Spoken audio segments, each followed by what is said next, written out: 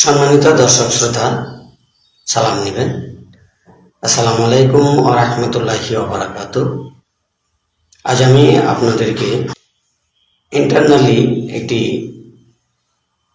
তথ্য দিতে চাই আজকের এই লাইভ ভিডিওটির মাধ্যমে।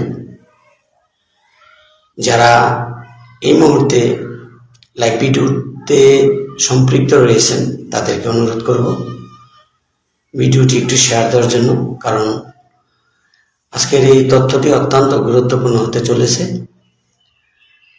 এটি মূলত এমপিভুক্ত বেসরকারি শিক্ষা প্রতিষ্ঠানের শিক্ষক কর্মচারীদের জন্যই প্রযোজ্য।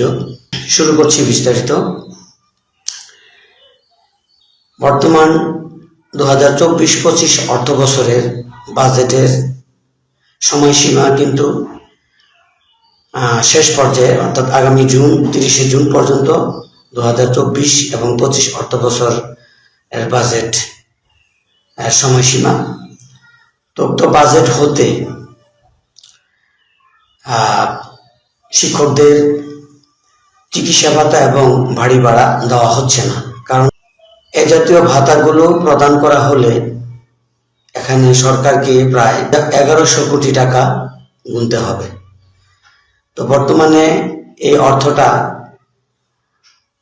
সংগ্রহ করা বা যোগান দেওয়া সম্ভব হচ্ছে না। বিভিন্ন প্রকল্প থেকে কাটছাট করে হয়তোবা যে উৎসব ভাতাটা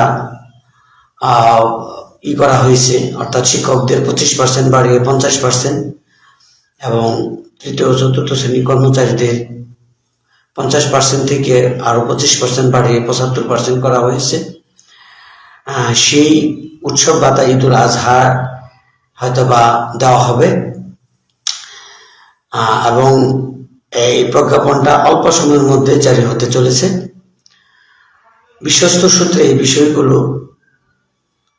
সংগ্রহ করা হয়েছে, যা আপনাদেরকে আজকের এই লাইভ ভিডিওটির মাধ্যমে জানানো হচ্ছে।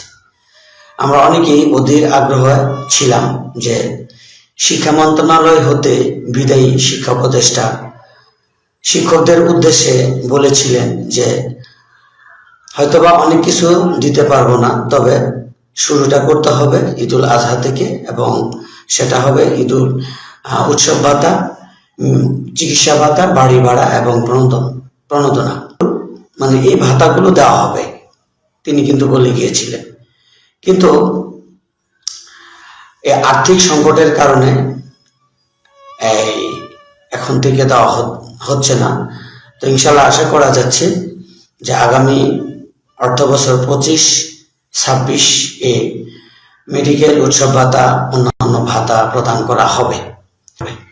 আরেকটি বিষয় না বললেই নয়, সেটি হচ্ছে যে সরকার তরফ থেকে বলা হচ্ছে যে মেডিকেল অর্থাৎ চিকিৎসা ভাতা 500 থেকে বাড়িয়ে 1000 টাকা করা হবে, আর বাড়ি ভাড়া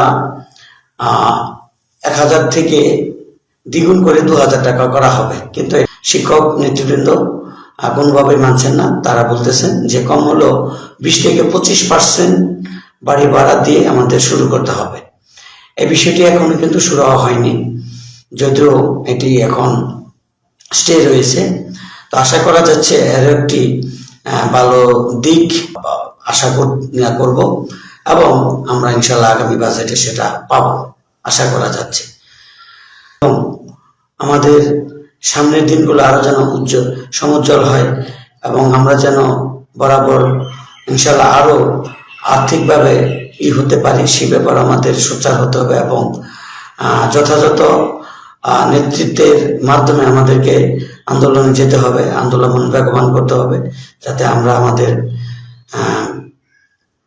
দাবিগুলো আদায় করে বাঁচিয়ে নিয়ে আনতে পারি। তো আজকের মতো ভিডিওটি এখানেই রাখছি। আল্লাহ হাফেজ।